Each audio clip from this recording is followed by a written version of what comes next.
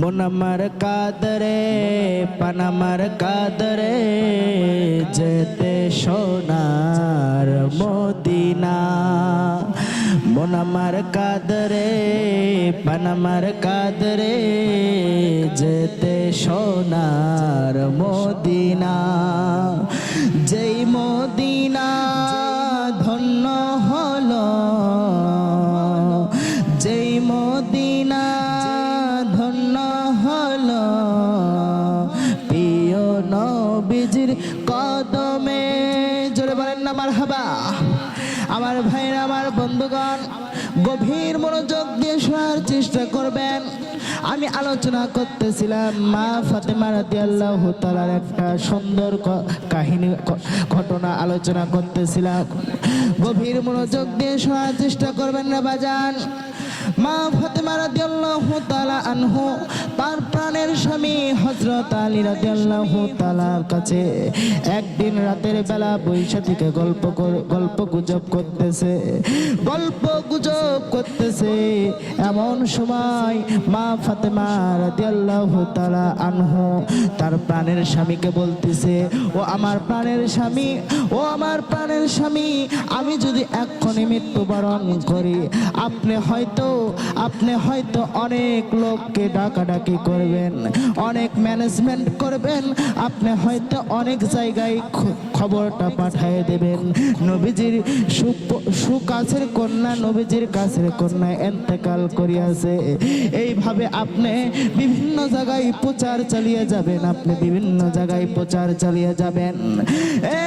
প্রাণের স্বামী, ও আমার প্রাণের স্বামী, প্রাণের স্বামী, আপনি আমার জন্য এগুলো কিছুই করবেন না। আপনি যদি এগুলো আমার জন্য করেন, আপনি যদি এগুলো আয়োজন আমার জন্য করেন, সেখানে হয়তো বিভিন্ন দামি দামি সাহাবীরা উপস্থিত হয়ে যাবে, সেখানে হয়তো দামি দামি পয়গম্বররা উপস্থিত হয়ে যাবে, হয়তো সেখানে দামি দামি আলেম ওলামারা উপস্থিত হয়ে যাবে, কিন্তু আমি ফাতেমা রাদিয়াল্লাহু তাআলা আনহু হয়তো কাঠগড়ায় এক সময় আটকা পড়ে যাব। এ মুসলমান, কেন জানোনি কেন কাঠগড়ায় আটকা পড়ে যাবে?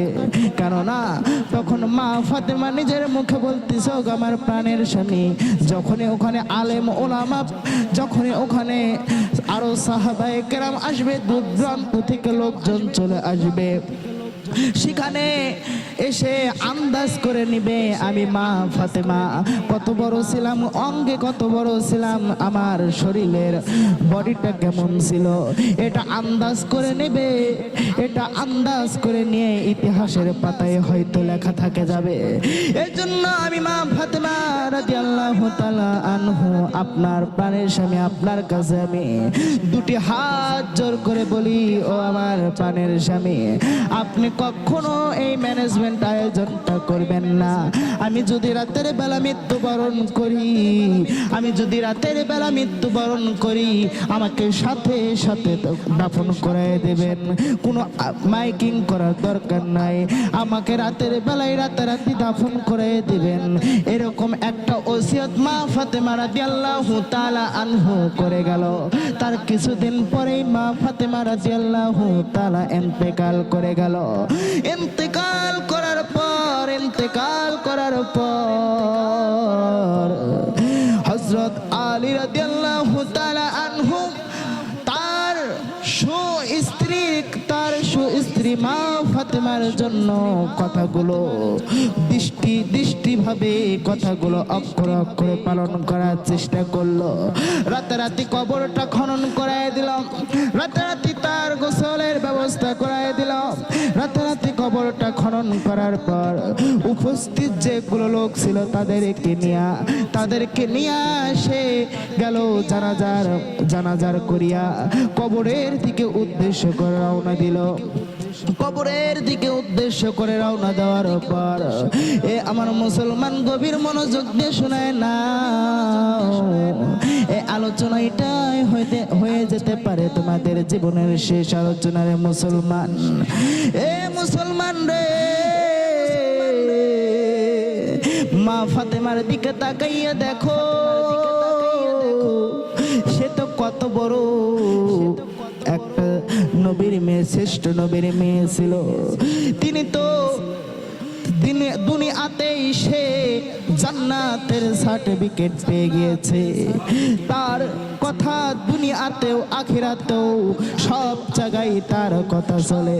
আর আমার দেশের যদি কোনো অর্থশীল, আমার দেশের যদি কোনো অর্থশীল মহিলা হয়, আমার দেশের যদি কোনো অর্থশীল মহিলা হয়, তাহলে দেখবেন আমাদের ঢাকায় আজিমপুরে একবার জানাজার হয়, তারপরে আইসা তার গ্রামের বাড়ি উপজেলায় একবার জানাজার হয়, তারপরে দেখবেন মসজিদের আগিনায় জানাজার হয়। বলেন তো এত জানাজার দেওয়ার কি প্রয়োজন ছিল? তার যদি আমল ভালো হয়, তার যদি আমল ভালো হয়, আমার কবর বলে তার সাথে আমার মোলাকাত হয়ে যাবে। আমার গভীর আমার ভাইরা গভীর মনোযোগ দিয়ে শোনার চেষ্টা করবেন না বাজান, আপনারা গভীর মনোযোগ দিয়ে শোনার চেষ্টা করেন। মা ফাতেমার কথা বলতেছিলাম। মা ফাতেমা রাদিয়াল্লাহু তাআলা আনহুকে কবরে নিয়ে যাওয়া হলো। কবরে নিয়ে যাওয়ার পর কবরকে জিজ্ঞাসা করতেছে, এরে কবর, এ কবর তুই কি জানিস নে তোর ভেতরে কে আজকে প্রবেশ করতেছে? এরে কবর তুই কি জানিস নে তোর ভেতরে কে প্রবেশ করতেছে? হাসান হুসাইনকে